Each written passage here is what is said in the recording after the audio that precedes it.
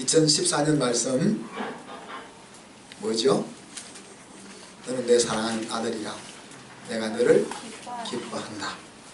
이 말씀이 여러분이 것이 되기를 축복합니다. 내가 너를 기뻐한다. 한 소리 해볼까요? 한 목소리로 내가 너를 기뻐한다. 내가 너를 기뻐한다. 제가 하는 목소리가 아니고 하나님이 하시는 목소리고. 근데 오늘 말씀을 준비하면서 제가 여러분을 기뻐한다 하는 마음을 하나님이 주신 것 같아요. 오늘날의 트렌드를 우리가 이야기하자면 우리가 메가 그렇게 말할 수 있겠죠. 큰 것이 아름답다. 그리고 풍성하고 많은 것이 선이다 하는 이런 시대에 우리가 살고 있습니다.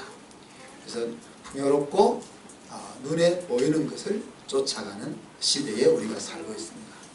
그래서 백화점도 그렇고 약국도 그렇고 병원도 그렇고 교회도 그렇고 우리가 몸담고 있는 모든 것이 눈에 보이는 풍요를 쫓아가고 있는 시대에 살고 있습니다. 네, 곰곰이 생각하면 이 시대를 본받지 않고 있는 여러분이 자랑스러운 것입니다. 그렇지 않습니까? 그래서 적은 무리가 모인 곳에 있다는 것 하나만으로 해도 여러분은 시대를 거슬러 가고 있는 자리에 있는 존귀한 성도다. 저는 그렇게 생각합니다. 이 자리는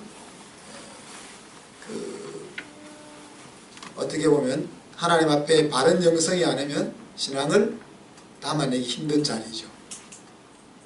우리가 잘 짜여져 있는 예배당과 또 예배에 가면은 그 예배의 환경 속에서 우리가 은혜를 느끼게 됩니다. 그러나 여러분이 앉아있는 이 자리는 그런 것이 없는 자리입니다.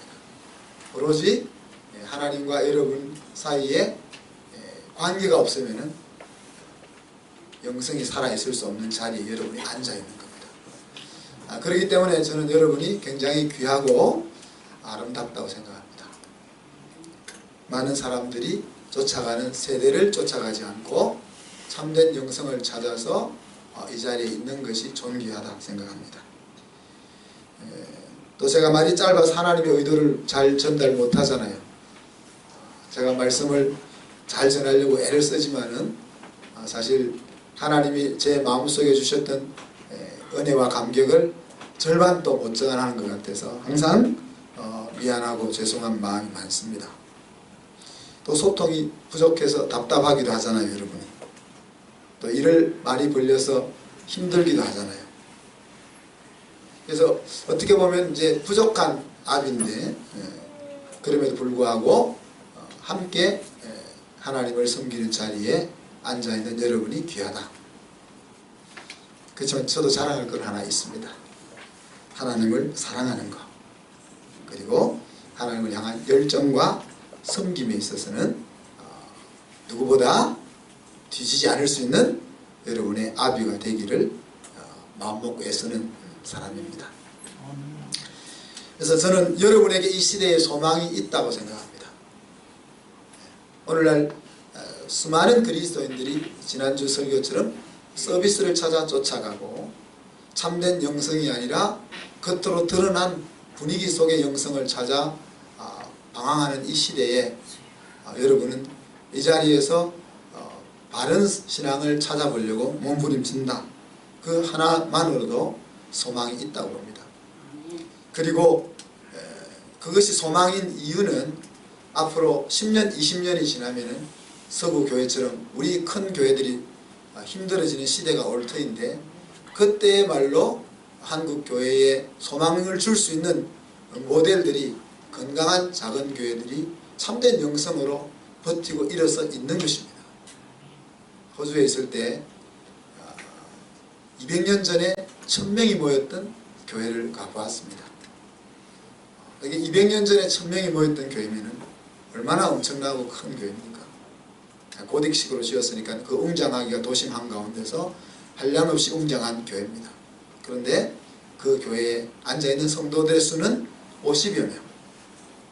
그래서 그 큰 건물을 유지할 수 없어서 오후에 한국 교회의 건물을 빌려줘서 한국교회가 주는 그 새로 교회를 유지해 나가고 있고, 노인들이 한 분, 두 분 하나님 앞으로 가시면은 50명에서 48명, 46명 줄어들어가는 그 교회, 그것이 참된 영성을 유지하지 못하면 불과 3, 40년 이후에 다가올 우리 한국교회의 모습이다. 그렇기 때문에 이 건강한 작은 교회가 하나님 앞에 살아 움직이는 그런 모습의 그냥 우리 교회로 끝나는 것이 아니라 물결을 이루어서 다시 한번 하나님께서 이 나라를 쓰시기를 기대하는 그런 자리에 우리가 서 있기 때문에 여러분이 더 귀하다. 그래서 제가 종종 이야기하지만 하나님의 말씀이 교회 속에 흥황하면 부흥도 하지만 망하기도 한다. 왜? 오늘날 시대가 말씀대로 손해보며 살기를 싫어하니까. 정말 하나님의 말씀이 역사하면 교회는 망할 수도 있다. 그러나 하나님의 말씀이 흥황해서 망하는 것은 축복이다. 우리 교회가 망하기를 기도할 수는 없지만 정말 우리가 하나님이 기뻐하는 대로 우리 교회가 움직이다가 망한다면 그것도 복이다 하는 생각을 가지고 이 마지막 때에 건강한 교회를 세워나갈 수 있기를 바랍니다. 이 시대의 트렌드가 그 풍요라고 하는 것을 2000년 전 예수님의 눈에 이미 비춰지고 있었습니다. 그래서 오늘 15절 말씀을 보면 예수님이 이렇게 이야기했습니다.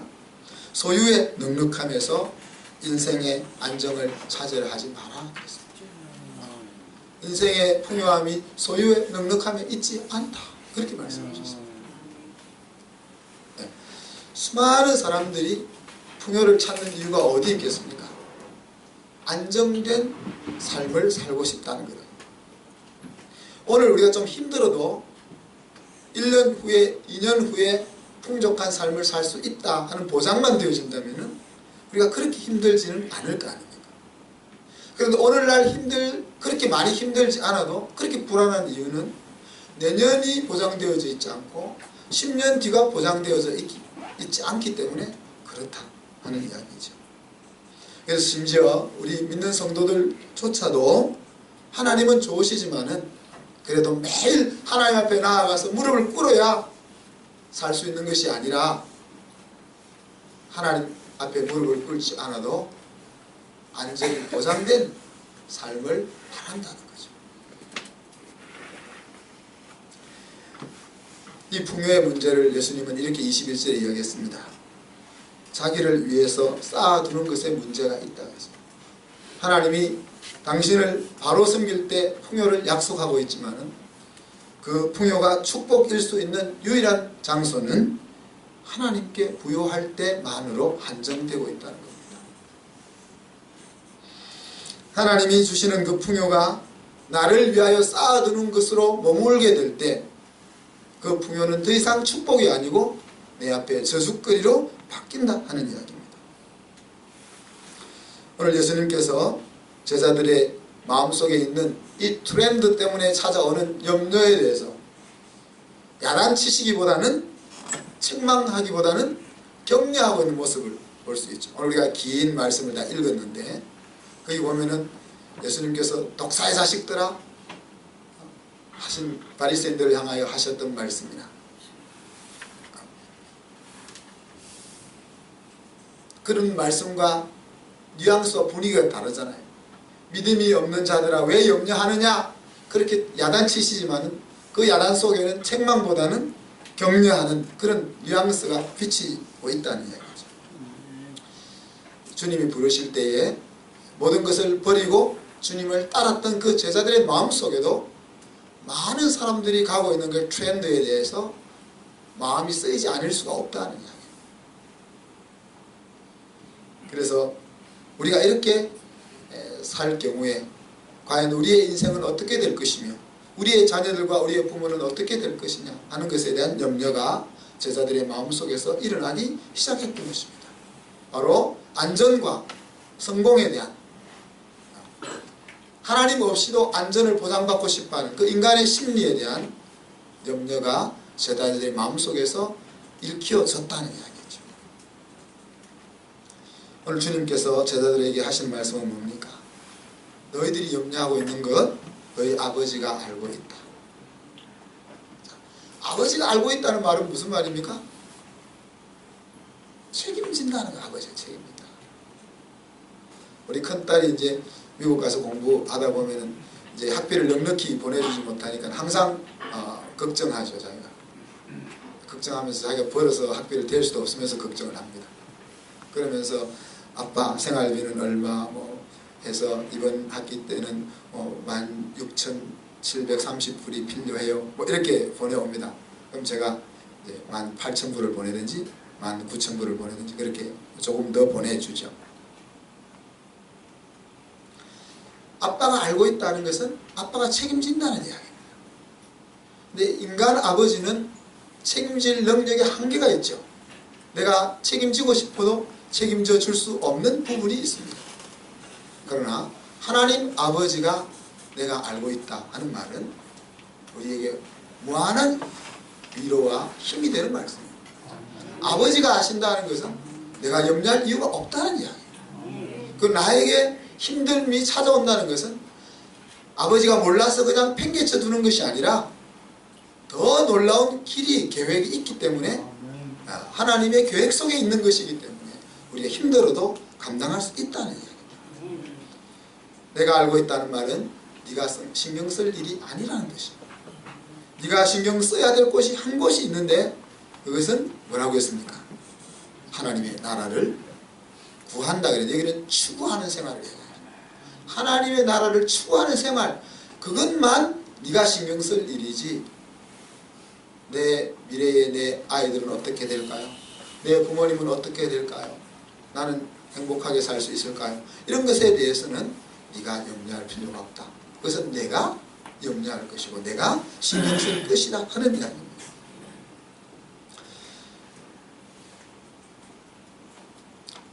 하나님의 나라를 추구하는 생활을 예수님은 이렇게 이야기했습니다. 낡아지지 아니하는 주머니를 만들라. 그렇게 했습니다. 하나님을 추구하는 생활의 수많은 모습들이 있죠. 그 중에 오늘 예수님은 낡아지지 아니하는 주머니를 만들라. 그렇게 말하고 있습니다. 그러면서 오늘 32절에 보면 말씀의 제목 적은 무리여 무서워 말라. 너희 아버지께서 그 나라를 너희에게 주시기를 기뻐하시느니라. 그렇게 얘기했습니다. 오늘 제자들은 마음의 염려는 가지고 있지만 그들은 어떤 길을 걸어가고 있습니까? 적은 무리의 길을 걸어가고 있습니다. 적은 무리의 길을 걸어가고 있을 때 인간에게 찾아오는 것은 두려움이죠. 왜? 그 길이 바른 길이라 할지라도 두려움이 찾아옵니다. 이상한 것은 잘못된 길을 가도 많이 가면 덜 무서운 거예요. 그래서 OX 퀴즈 할 때 보면은 서바이벌 퀴즈 할 때 보면 사람이 많은 곳으로 몰려가잖아요. 그리고 그곳에 가서는 그게 틀렸는지 안 틀렸는지는 몰라도 많은 무리 쪽에 서 있으면 마음이 편안하잖아요. 나중에 죽을지언정. 근데 인간의 심리가 적은 무리에 적은 사람들이 가는 길에 서면 불안하다는 이야기죠. 그렇지만 오늘 하나님께서 이야기하시는 말씀은 뭡니까? 야, 너 적은 사람들이 가는 길로 지금 가고 있는데 내가 너 기뻐한다. 내가 그 길 가는 것 인정한다. 그렇게 말씀하고 있는 것입니다. 그 말은 우리가 트렌드를 따라가지 아니하고 오늘 시대 트렌드는 풍요를 추구하는 것입니다. 자기를 위하여 부를 쌓아놓는 것입니다. 하나님 없어도 안정을 추구할 수 있는 그 자리를 확보해 놓는 것입니다. 그러나 우리는 매일 하나님 앞에 무릎을 꿇지 않으면 먹을 것이 없는 것, 매일 하나님 앞에 무릎을 꿇지 않으면 내일 월급을 줄 수 없는 것, 그런 것을 추구한다는 이야기죠. 괜히 그런 기도를 드려가지고 우리 힘들게 살고 있는 것 같은데,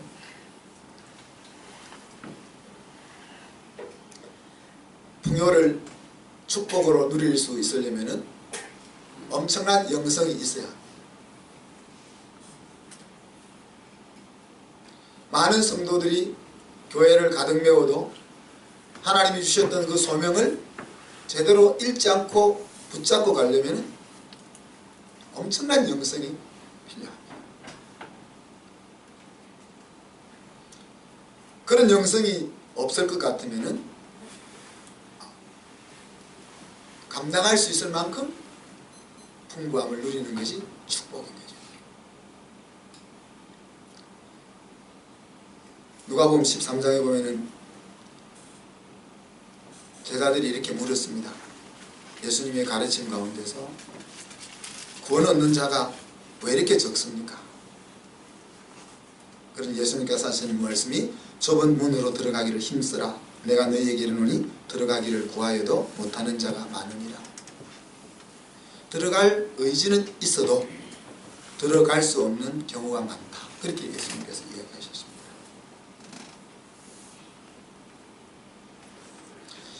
여기서 좁은 문이라는 것은 반드시 힘든 길이라고만 말할 수는 없습니다. 물론 힘든 길일 수도 있겠죠. 힘든 길이라고만 말할 수 없고 사람들이 잘 가지 않는 길, 그렇게 말할 수 있습니다. 많이 선택하지 않는 길. 힘들 수도 있지만은 그러나 하나님의 생명을 가진 자는 그것을 힘들어하지 않는 길입니다. 스데반이 돌에 맞아 순교를 당할 때 그 얼굴을 보니 천사가 같았다 그랬잖아요. 그렇지 않습니까? 우리가 보지는 못했지만 네로 황제가 예수 믿는 사람들을 막대기에 매달아 횃불로 삼았을 때 그 죽은 그들의 모습이 웃는 모습이었다 그렇지 않습니까? 어떻게 불에 타 죽으면서 웃을 수가 있겠어요? 그죠? 말로 할 수 없는 힘든 고통 속에 있을지라도 좁은 길이 힘들지 않는다는 거예요. 왜? 하나님의 생명이 우리 속에 있기 때문에. 하나님이 또 그렇게 할 수 있는 힘을 주시기 때문에. 그래서 우리가 너무 지나치게 미래를 염려할 것이 없고 하나님 우리의 쓸데없이 고난받을 길로 이끌지 아니하실 것이고 굳이 고난을 허락하신다면 그것을 감당할 힘을 주실 것이고 그것을 웃으며 기쁘게 감당할 수 있을 것이기 때문에. 그래서 괜히 염려하고 근심하고 걱정하는 것은 사서 고생하는 격이 되는 겁니다. 저와 여러분이 들어가기를 힘써야 될 좁은 문은 어떤 것일까요?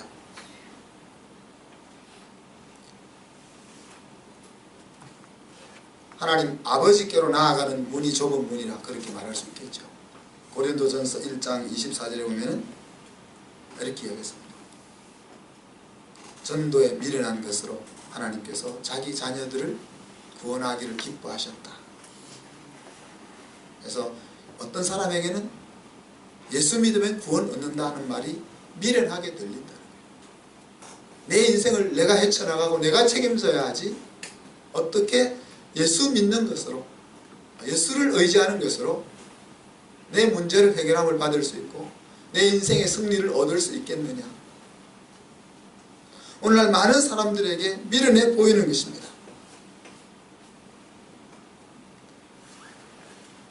그래서 예수 믿는 사람들은 연약한 사람이든지 좀 모자라는 사람이든지 부족한 사람들이 주님을 믿는 것으로 힘 있는 사람들은 그렇게 치부하죠.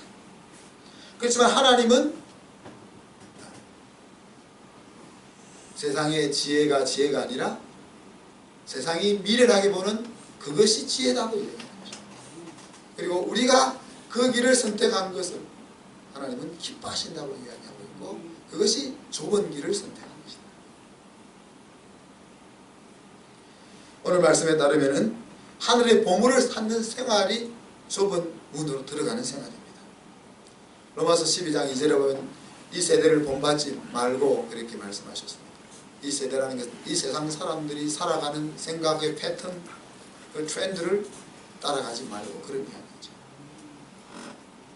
이 세대의 패턴은 자기를 위하여 불을 쌓는 것입니다.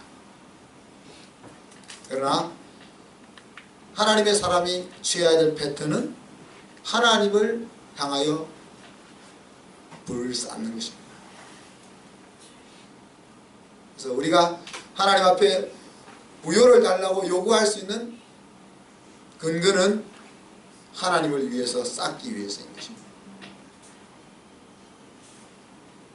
한 가지만 더 이야기하면 앞으로 뭐 여러 번 이야기하겠지만 신의 성품에 참여하는 그 길을 가는 것이 저는 좁은 문으로 들어가는 것이다 생각합니다. 퍼스널리티하고 캐릭터하고 좀 차이가 그거 설명할 시간은 없고 여기서 신의 성품이라는 것은 하나님이 가지고 있는 그 품격, 품성을 이야기하는 거죠. 그런데 여기서는 하나님을 본받는 정도를 이야기하지 않고 파리스페이 하나님의 그 품성에 완전히 하나 되는 것을 이야기하고 있습니다. 우리가 하나님의 자녀이기 때문에 그 일이 가능하다는 이야기죠. 우리 속에 하나님의 생명이 있기 때문에 마치 우리의 생명을 가지고 태어난 우리 아이들이 우리의 수고와 사랑으로 잘 가꾸어지면 장성해서 엄마와 아빠의 모습을 드러낼 수 있는 것처럼 자동으로 되는 건 아니죠. 우리의 DNA를 타고났어도 우리가 우리의 자녀들을 그냥 막 놓아 먹이면은 우리의 DNA가 이상한 쪽으로 발현되게 되죠. 하나님의 생명이 우리 속에 예수 그리스도를 통하여 주어졌기 때문에 이제 그 생명이 말씀으로 잘 가꾸고 다듬어지면은 하나님의 품격이 우리 속에서 나타난다는 거죠. 하나님께서 우리를 이 땅에 남겨두신 두 가지 이유 중에 하나가 그겁니다. 하나님이 우리를 이 땅에 믿는 즉시 천국으로 데려가지 않고 남겨둔 이유는 하나님의 영광을 드러내면서 잃어버린 영혼을 구원하게 하기 위해서 남겨두셨고 또 한 가지는 이 땅을 살면서 하나님의 품성을 닮아 아들의 자리에까지 설 수 있도록 하기 위해서 우리를 남겨두셨다는 것입니다. 그리고 그 부분에 오늘 한국교회가 문제가 있어서 오늘 수많은 사람들로부터 손가락질을 받고 있는 것입니다. 그래서 우리가 하나님의 그 퍼스널리티에 대해서 많이 조직신학적으로 다루었지만 사실 이 하나님의 품성에 대해서 많이 다루지 못했었는데 하나님은 사랑이시라 하나님은 용서의 하나님이시라 하는 것들이 다 하나님의 품성에 대한 이야기입니다. 그리고 그 하나님의 품성은 하나님의 생명을 가진 우리들의 삶 속에서 나타나고 발현되어야 되는 것입니다. 왜? 우리는 하나님의 생명을 가지고 있는 존재이기 때문에. 그리고 그래서 하나님이 우리를 내가 거룩하니 너희도 거룩하라고 요구하시고 부족한 인간임에도 불구하고 하나님의 자리까지 우리를 이끌려고 하시는 이유가 거기에 있다라고 말할 수 있습니다. 말씀을 마무리합니다. 예수님께서 십자가를 지심으로 우리를 모든 죄에서 속량했다 할 때 그 속량은 모든 속박에서 우리를 벗어나게 하는 것이라고 말했습니다. 질병과 연약함과 가난과 억압 모든 것에서 우리를 벗어나게 한다 그랬습니다. 근데 이 의미를 우리가 좀 더 명확하고 주의해서 살펴보아야 할 것이 있습니다. 완전히 벗어나게 했다는 의미가 무엇인가? 우리는 병에도 걸리지 않고 약함도 없고 가난도 없고 어떤 억압도 받지 않는다는 이야기인가? 여러 가지 학설들을 우리가 나눌 수 있겠지만 죄를 인해서 우리에게 들어온 죽음에 대한 것을 생각해 보면 명확한 답을 얻을 수 있습니다. 죄로 인하여 죽음이 우리에게 찾아왔고 또 질병과 연약함과 가난과 억압이 그 뒤를 이어서 찾아왔다 그랬습니다. 그리고 예수님의 십자가의 구속과 속량은 그 모든 것에서 우리를 해방시켰다 그랬습니다. 그러나 예수 그리스도의 구원 이후에도 우리는 육체적으로 죽음의 자리에 이를 수밖에 없습니다. 우리가 육체적으로 죽는다고 해서 우리의 구원이 부족한 것이 아니고 오히려 우리는 죽음을 통해서 하나님 앞에 나아가게 됩니다. 그래서 그리스도의 생명을 가지고 있는 우리는 죽음을 더 이상 두려움의 대상이 아니라 하나님 앞으로 가는 마지막 통로일 뿐이라 하는 거예요. 그렇기 때문에 질병과 연약함과 가난과 억압과 이 모든 것들에서 면제되었다 하는 의미는 아니라는 거예요. 만약에 예수 그리스도의 속량에 의해서 모든 것이 회복되었다면 우리는 죽지 않아야 하는 것입니다. 그러면 의미는 무엇입니까? 사도 바울이 이야기한 것처럼 우리가 이 모든 것에서 넉넉히 이긴다 하는 데서 우리가 그 참된 의미를 찾을 수 있습니다. 그 말은 더 이상 가난이 내 인생을 좌지우지할 수가 없고 내 육신의 연약함과 질병이 하나님께서 주신 기쁨에서 나를 빼앗아갈 수 없다는 이야기입니다. 심지어 죽음조차도 하나님이 주신 인생의 행복에서 나를 건드릴 수 없는 존재가 되었다. 더 이상 우리의 인생의 행복과 기쁨에 영향을 미칠 수 있는 것은 아무것도 없다는 말씀입니다. 번영신학과 성경적 번영의 다름이 여기 있는 것입니다. 우리는 하나님의 은혜로 아들이 되었습니다. 그리고 아들의 권세로 사는 삶이 바로 성경적인 번영인 겁니다. 아버지께 대하여 부요한가 하는 것이 성경적 번영에 있어서 가장 중요한 것입니다.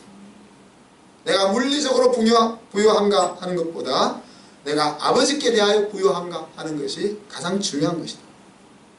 번영신학의 문제는 땅에서의 번영을 하나님의 축복으로 동일시하는 데 있습니다. 앞에서 말씀드렸던 것처럼 이것을 감당하지 못해서 저주가 된 수많은 종교 지도자들이 우리 눈앞에 있는 것입니다. 감당할 수 있는 영성이 없는 풍요는 저주라는 이야기죠. 하나님이 저주를 주시는 것이 아니라 우리 스스로가 저주의 길로 들어가고 만다는 것입니다. 사랑하는 성도 여러분, 예수님께서 내가 마지막 날에 믿는 자를 보겠느냐 그렇게 말씀하셨습니다. 참된 믿음을 가지고 좁은 길을 걸어가는 내 자녀를 내가 찾고 싶다 하는 주님의 외침입니다. 오늘 우리는 좁은 길로 들어와 있습니다. 그리고 그 좁은 길을 하나님이 기뻐하신다고 말씀하셨습니다.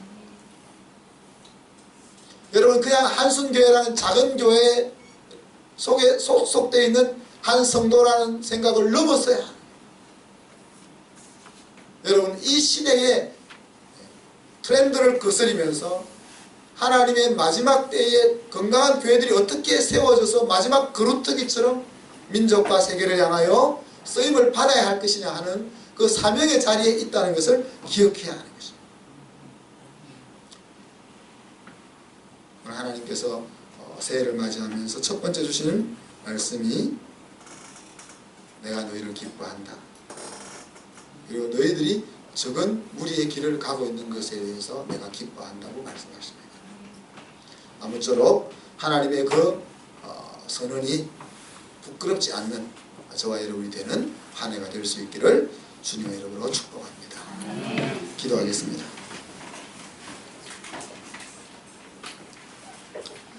하나님, 하나님의 은혜와 사랑을 받아 하나님이 기뻐하는 길을 걸어가려고 결심하고 행하지만 오늘 제자들처럼 시대의 트렌드에 우리의 마음이 이리저리 요동칠 때가 많았습니다.